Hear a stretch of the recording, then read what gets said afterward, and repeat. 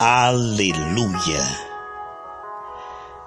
Durante 16 dias, meia hora por dia, estaremos estudando o Salmo 91 com a assistência do Espírito Santo, versículo a versículo. Vamos crescer na graça e no conhecimento de Deus. Estes estudos são um oferecimento dos amigos e mantenedores das igrejas Gerados pela Graça e Life by Grace Church. Salmo 91, versículo 12. Eles te sustentarão nas suas mãos, para que não tropeces com o teu pé em pedra. Continuamos o nosso estudo do Salmo 91, falando de coisas relevantes a respeito das promessas que têm a ver com aqueles que estão no esconderijo do Altíssimo. Pessoas sábias que preferem andar com Deus, ao contrário de Adão e Eva, debaixo do sangue de Jesus. Não debaixo de culpa, mas um coração temente, humilde, arrependido, e na dependência total do Espírito Santo, assim como a respiração. Esses que recebem a graça reinarão em vida, é o que diz Romanos 5,17. Sabemos que neste mundo estamos numa batalha espiritual invisível, contra espíritos sem corpo. Nós estamos num caminho perigoso, mas não estamos sozinhos. Não estamos sós nem órfãos. O Senhor colocou em nosso coração o Espírito Santo para nos ajudar em nossas fraquezas, o qual é poderoso para nos guiar em triunfo sempre. Vemos aqui no versículo 12 que está declarado que eles nos guardarão em todos os nossos caminhos, os anjos do Senhor. Em Hebreus 1,14 diz: não são porventura todos eles, os anjos, espíritos ministradores, enviados para servir a favor daqueles que hão de herdar a salvação? Então, aqui está uma promessa. Os anjos receberam ordem a nosso respeito. Então o Altíssimo deu-lhes não apenas as circunstâncias, mas a autoridade de agir em nosso benefício. Essa mesma verdade que está repetida em toda a palavra. Quando olhamos para Deus, a fonte da nossa proteção e provisão, vemos que Ele envia anjos. Eles estão em constante cuidado sobre nós, tomando conta de todas as nossas coisas. O Salmo 103, versículo 20 diz assim: bendizei ao Senhor, anjos seus, magníficos em poder, que cumpris as suas ordens, obedecendo à voz da sua palavra. Ao proclamarmos a palavra de Deus, os anjos se apressam em cumpri-la. Eles cooperam. Vemos aqui que eles nos guardam em todos os nossos caminhos e nos livra de tropeçarmos. Quando falamos de tropeço, não é apenas físico, mas como o inimigo deseja que nós venhamos a tropeçar a nível de alma. Quantas pessoas que caem em vícios, caem em prostituição, caem na depressão, caem em dívidas. Nós podemos ver que são muitas as ciladas espirituais. Essa batalha espiritual onde o inimigo quer que nós caímos da esfera da fé para a esfera da preocupação, o cativeiro da dúvida. Não foi assim a primeira tentação, onde ele diz, está escrito, foi assim que Deus disse, colocando dúvidas a respeito da palavra, a respeito do amor de Deus, que Deus tinha o melhor para nós. Veja então que esses ataques das trevas querem nos fazer cair da dimensão do amor para mágoa, ressentimento e inimizade, da dimensão do ânimo para servir ao Senhor para o desânimo, preguiça. É Ele que coloca frieza, mundanismo, carnalidade, demais ambições como espinhos, para que a semente não germine. O inimigo está sempre procurando fazer com que nós venhamos a cair, mas o Senhor está sempre nos sustentando para que nós venhamos, através do trabalhar do Espírito Santo dentro de nós e dos livramentos espirituais, afastando esses demônios, essas vozes, para que nós possamos caminhar, prosseguir, avançar neste caminho que é o caminho do Senhor. O Isaías 35:8 diz que é um caminho santo, que o imundo não passará por ele. Então o inimigo quer nos sujar, nos contaminar. Eles, espíritos imundos, quer ter legalidade, para que nós não possamos avançar, mas ficarmos enroscados, girando em círculo no deserto da alma. Mas quando estamos tomando a graça, o Espírito Santo nos ajuda a estarmos firmes e constantes, avançando. Vemos nessa passagem que o Senhor Deus promete proteção contra queda, contra doenças, e mostra as bênçãos de uma vida redimida, salva, abençoada. A palavra praga no hebraico, que está ali, negar, é usada para algo infringido sobre o corpo. Veja que ele não quer que você caia de cama, ele quer que você caia em depressão, né? E essa palavra especificamente em referência a manchas da lepra. O Senhor descreve aqui uma defesa constante contra essas doenças infligidas. As suas promessas estão condicionadas ao fato de habitarmos no esconderijo do Altíssimo, fazermos dele o nosso verdadeiro refúgio e habitação. Não esconder pecado, mas ir para debaixo do sangue de Jesus, que nos purifica de todo o pecado, reconhecendo o pecado, chamando o pecado de pecado. E não apenas isso, com a ajuda do Espírito Santo, com gemidos, com orações, súplicas, jejuns, buscando diante de Deus chegar ao nojo e à renúncia ao pecado, né? Não como ouvintes esquecidos, que brincam com o pecado, que teimam no pecado, mas como pessoas que estão saindo, porque este é o evangelho que tira o pecado do mundo, o Senhor Jesus Cristo, né? A graça não é uma desculpa para continuar pecando. A graça é o poder para nos libertar completamente do pecado, do domínio do pecado, do amor ao pecado. Porque não estamos mais debaixo da lei, mas debaixo da graça. Por isso nós conseguimos, pois agora o Espírito Santo foi enviado nessa nova aliança. Vemos duas palavras importantes que nos dão essa resposta. A palavra Makesh, traduzida por refúgio, significa um abrigo, um local de confiança. Deriva-se da palavra Kausal, que quer dizer fugir em busca de proteção, confiar. Mawin, traduzida como habitação, indica um retiro. Vem da raiz ona, que descreve a segurança da intimidade, de morar juntos como em um casamento. Amém, amados? Nós somos a igreja, a noiva de Cristo. Essas palavras-chave estabelecem um princípio. Quando fazemos do Senhor o nosso refúgio e habitação, através da confiança nele, entregando os nossos cuidados, medos, necessidades, confessando o pecado e buscando ele de todo o coração, isso dá espaço, porque ele pode falar conosco. Estamos procurando o seu conselho, passando tempo com ele, momentos de fortalecimento, de revigoramento, amando, adorando, servindo ele com simplicidade, com alegria, com amor. Tudo que fazemos não é por obrigação debaixo da lei, mas o Senhor ama o que dá com alegria. Seja orações, seja trabalhar no reino, seja ofertas, seja o que nós fizermos em oculto, fazemos para o Senhor com alegria. E ele que vem em secreto recompensa. Vemos que todos os dias estamos andando com o Senhor pela graça, em níveis cada vez mais profundos. Essa verdade, o Senhor Jesus Cristo e a Palavra de Deus, aqui no Salmo 91, nos protege contra apenas buscarmos bênção, mas buscarmos também a comunhão. Nos livra do evangelho falso. Nós não vamos buscar o Senhor como um recurso emergencial, só para buscar coisas dessa terra. Não. Esse salmo nos ensina a habitar no esconderijo do Altíssimo, a colocar o nosso relacionamento com o Senhor em primeiro lugar, constante, como a respiração e a batida do coração. Sabemos que a nossa comunhão com o Senhor vem em primeiro lugar, é prioridade constante. Tudo que Ele dá, o que Ele faz, é para a glória dEle. Ficamos felizes e agradecidos, mas o nosso prazer e a nossa glória está na nossa comunhão com o Senhor. Algumas pessoas que encontram arrependimento e a comunhão renovada com Deus descobrem que a misericórdia de Deus livra eles também de doença, das dívidas. Como diz esse versículo, os anjos do Senhor estão sempre ali para amparar, para não deixar cair. Anjos da guarda que cuidam de nós. Cada um de nós tem pelo menos 2 anjos, não é? Diz que o Senhor enviará anjos para te guardar em todos os teus caminhos. Há um plural nesse texto. Conclui então que eles são designados por Deus para nos proteger.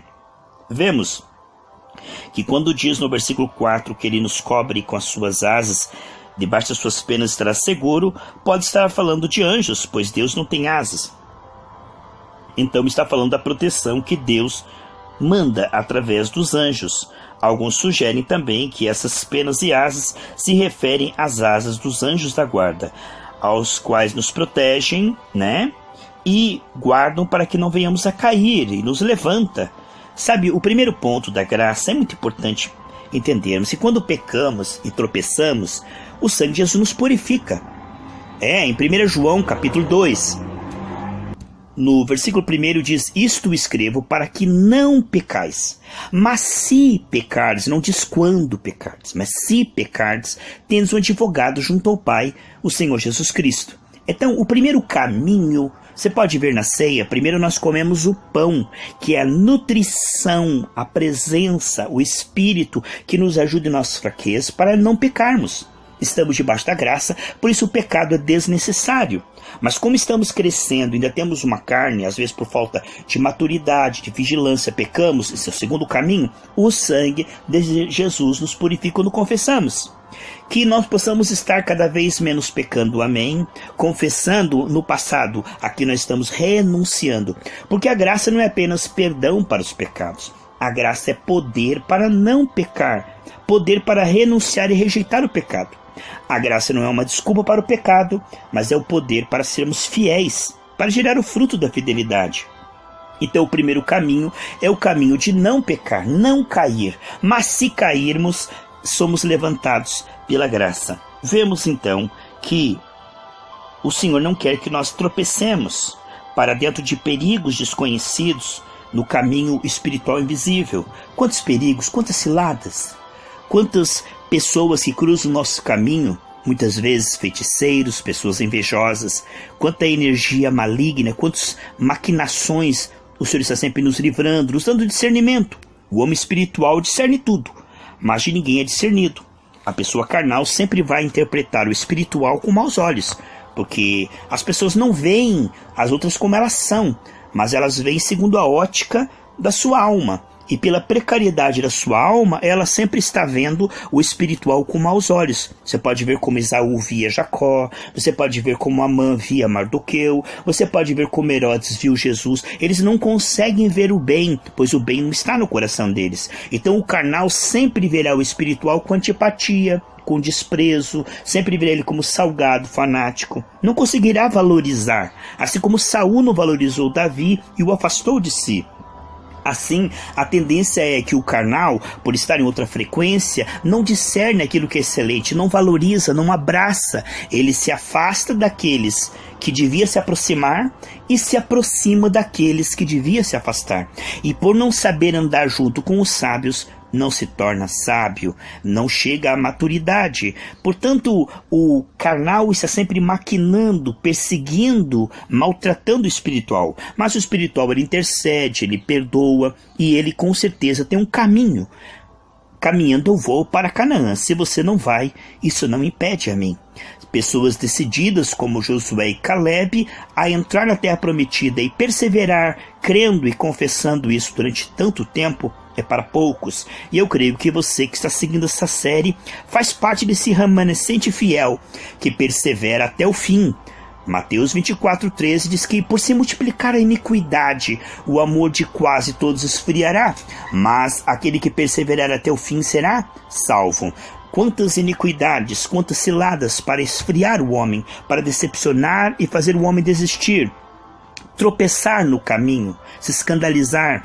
Ai daqueles por quem vêm os escândalos. Quantas pessoas dentro das igrejas, que mais parece uma arca de Noé, né? A arca de Noé livrava os homens da morte lá fora. Lá fora era muito pior, mas lá dentro era horrível, aquele cheiro de animais, fezes de animais, não é assim? Então, dentro da igreja não é fácil, há muitos perigos que querem fazer tropeçar. Escândalos, pessoas carnais querendo provocar divisões, contendas e gerar, porque eles são carnais, esta queda, essa ruptura na vida do espiritual. Mas os anjos do Senhor são enviados para livrar. Quantas vezes o Senhor tem nos livrado de tropeçar, desanimar e desistir? Aqui dentro, com o Espírito Santo, nos encorajando vez após vez, como fez com Abraão quando ele desanimou. O Senhor falou: olhe para o céu, Conta as estrelas. Olha para o mar, olhe para a areia, quantos grãos de areia, assim serão os teus filhos. Podemos ver que o Senhor está sempre nos encorajando, mas o inimigo, através da nossa carne, a carne das pessoas, tentando nos desencorajar, desestimular, nos desencaminhar, nos fazer tropeçar. São pessoas carnais procurando nos levar para mágoa, ressentimento, pessoas com palavras sempre perguntando coisas ruins, gerando em nossa preocupação, ansiedade. Tem pessoas que não sabem que são usadas pelo inimigo, e quanto mais elas falam, mais geram preocupação na outra, tristeza. Ficam fazendo perguntas para colocar a outra para baixo. A pessoa, por exemplo, está procurando sair da enfermidade, está procurando sair da enfermidade, precisa de palavras boas, palavras saudáveis. A língua do sábio é saúde. Então vamos falar de saúde, de cura. Não, a pessoa vem perguntando: e aí, piorou a doença? E aí, o que o médico falou? Como é que está o diagnóstico? Você vai morrer? Como é que está? Sempre colocando a pessoa para baixo. Ao invés de levá-la para o espírito, fica trazendo ela para a carne, levando ela para a preocupação.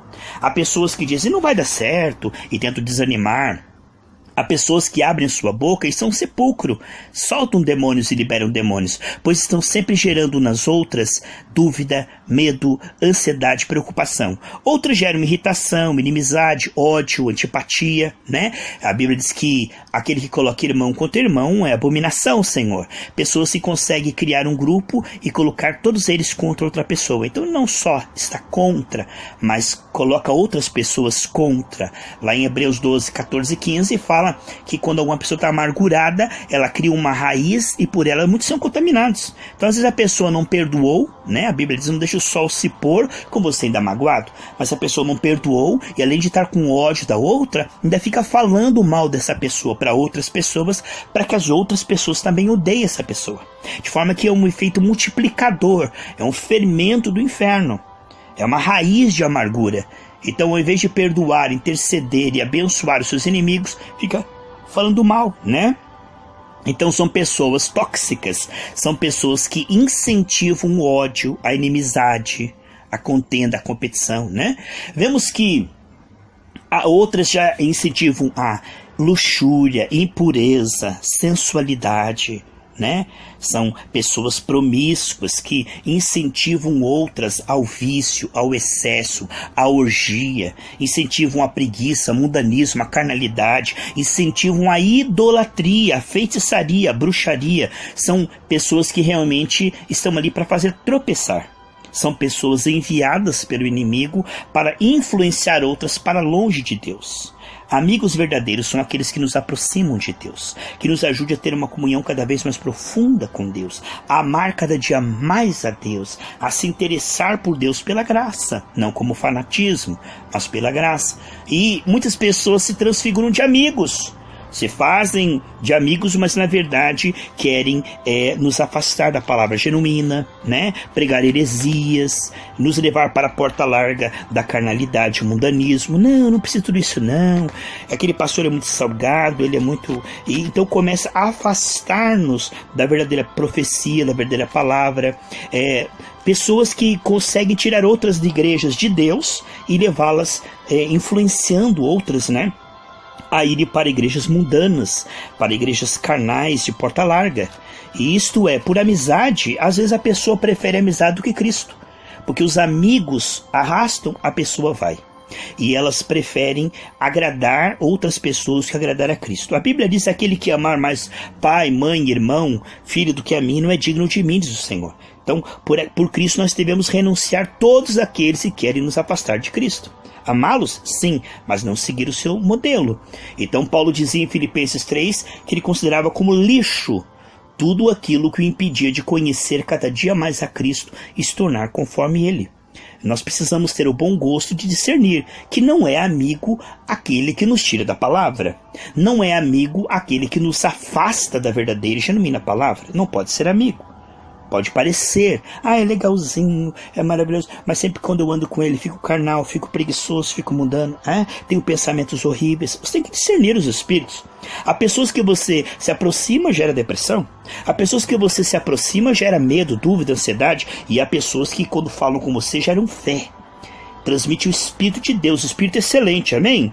Que andava com Josué e Caleb e Daniel, espírito de fé, tá sempre te colocando para cima, tá sempre injetando em você amor por Deus e pela palavra.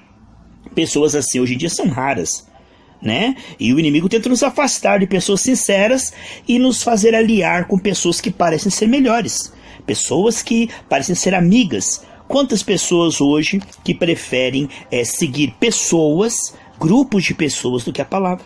Assim, amados, a pessoa não quer, eu vou perder muito. Irmãos, com Cristo você nunca vai perder, porque há uma vida eterna do lado de lá, né? Jesus diz aqui, depois que não renuncia a tudo, e tudo significa tudo aquilo que vai nos afastar de Cristo, né? Devemos ser pessoas que amam a família, que amam a todos, não devemos ter inimizade nem antipatia, mas saber com quem andar, com quem investir o nosso tempo.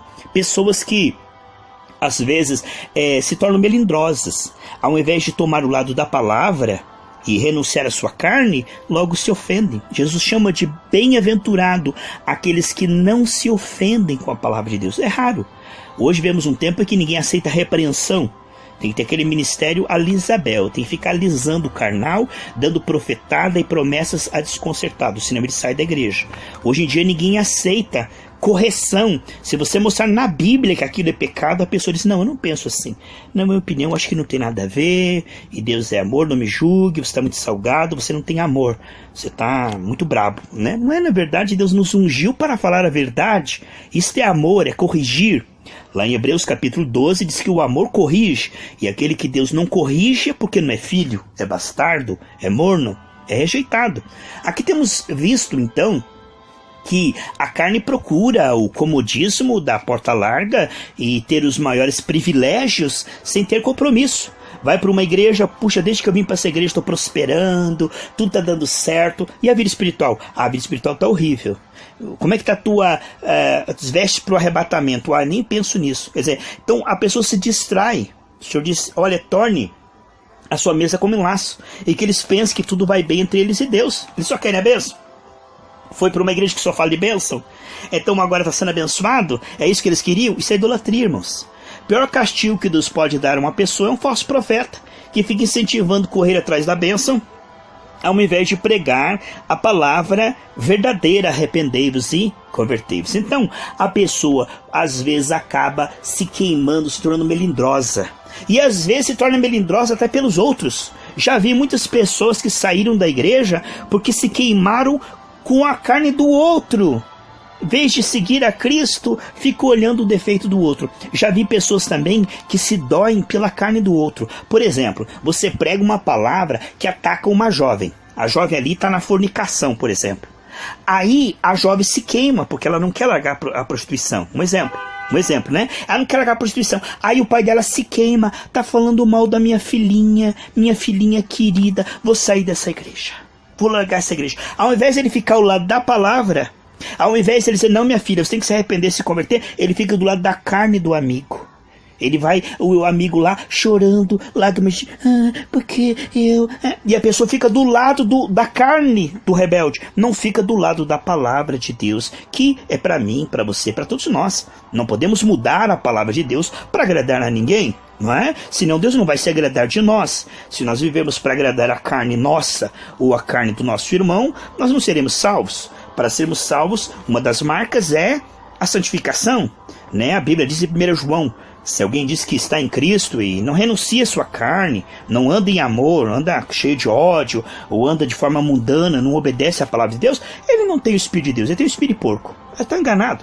Porque o Espírito de Deus, irmãos, ele gera em nós o temor, a renúncia, a santificação, o desejo de ser cada vez mais de Deus. Então nós precisamos tomar muito cuidado para não sermos arrastados e enredados por falsos profetas, pela nossa carne, por amizades, né?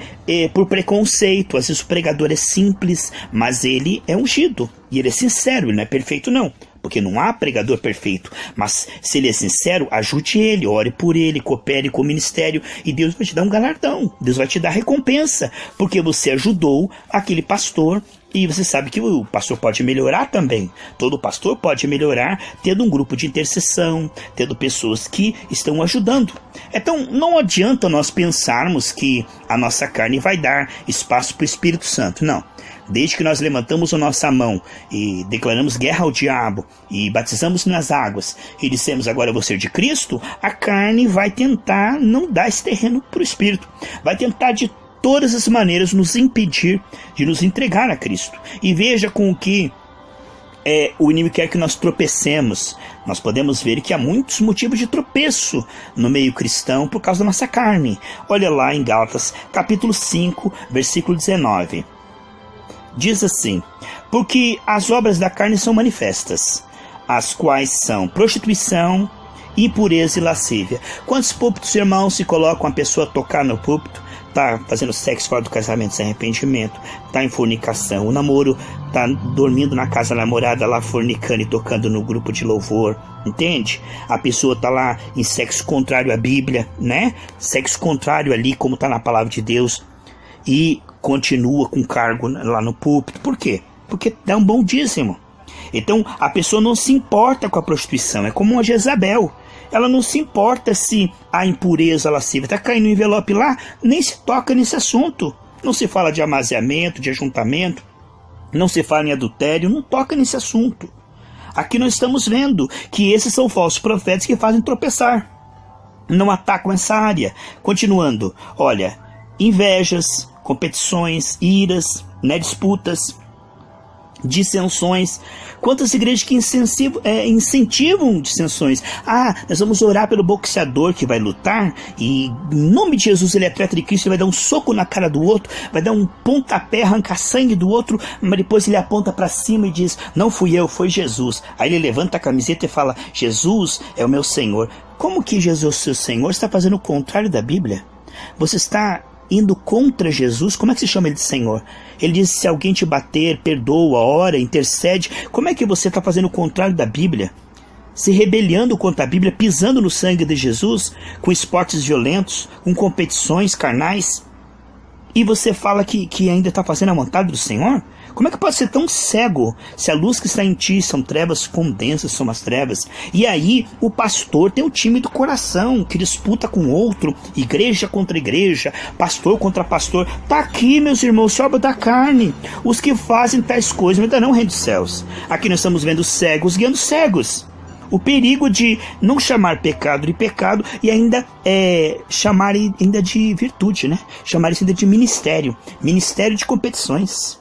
Ministério de atletas que competem um contra os outros. Irmãos, isso só pode ser realmente uma cegueira total. Nós podemos ver aqui e continua a lista: heresias. Você fica ouvindo o herege, você sabe o que está pregando lá no púlpito, você não pode dizer amém, e você fica naquela igreja, você é conivente, você é cúmplice, você está compactuando com isto. Pastor, eu não concordo, mas na verdade eu digo amém, porque você sabe, né? Irmão, ore a Deus para Deus te mostrar uma igreja aí perto da sua casa, que prega a palavra gratuitamente, a palavra verdadeira. Ou então, congregue conosco aí na Gerados pela Graça através da internet. Mas não se junte ao evangelho comercial, não se junte ao evangelho que fica pregando coisas que não estão na palavra de Deus, porque naquele dia você vai perder a sua salvação. Ficar ouvindo heresia, irmão, o coração vai endurecendo. Mensagens heréticas endurecem o coração e fazem você cada vez mais cego, sem que ouvir palavras ungidas, cheias do Espírito Santo. Porque sermões carnais matam, vão fazendo você retroceder. Aí continua a lista lá: invejas, homicídio. Quantas pessoas cheias de ódio, de mágoa, ressentimento, inimizade, e estão lá pregando a palavra de Deus, e estão lá passando esse espírito. Irmão, quando uma pessoa está na carne e outra vem e põe a mão sobre ela, ela passa aquele espírito para aquela pessoa. Porque ela, sabe, é espírito transmissível. Tem que tomar muito cuidado com esse tipo de gente que não está no espírito. Porque eles não passam Deus para as pessoas, eles passam carne, né? Se uma carne já é difícil, imagine a carne do irmão, qual é a posição de mãos da carne do outro, né? Homicídios. Aí tem bebedices, glutonarias, igrejas que fazem ringue de MMA, que fazem festa julina com crentão. Vai tomar banho, irmãos. Que é isto? Que vergonha. Igreja misturada. A palavra é eclésia, separado, kalel, chamados, e quer dizer eclesia, eclésia, os chamados para fora do mundanismo, da idolatria, do pecado, para fora daquilo que Adão e Eva viviam para uma vida cada vez mais profunda com Deus. Então isso é eclésia. Agora, quando, por exemplo, a pessoa pega um dinheiro, ela tem R$10, né? Ela pega R$2 e fala, vou dar de oferta. No tempo que foi escrito o Novo Testamento, esse que quer dizer separado para Deus. Então isso que vem eclésia, separado, aqui ó, consagrado para Deus, Kalel, chamados para serem separados. E aí temos uma igreja hoje que não larga os ídolos, não larga o mundanismo, não larga a carnalidade, não tem renúncia, cego guiando cego. Mas eu creio que você vai seguir a palavra no Espírito, porque Deus vai guiar você e vai te livrar de todos esses tropeços. Porque o Espírito Santo te mostra, você conhece a voz do bom pastor, de maneira alguma seguirá estranhos, e vai valorizar essa palavra. E vai comer e se alimentar desse pão do céu, e vai ficar forte, porque a comida celestial nos faz ficar parecidos com Jesus. Valorize essa palavra, se agarre a ela, como Jacó se agarrou ao anjo.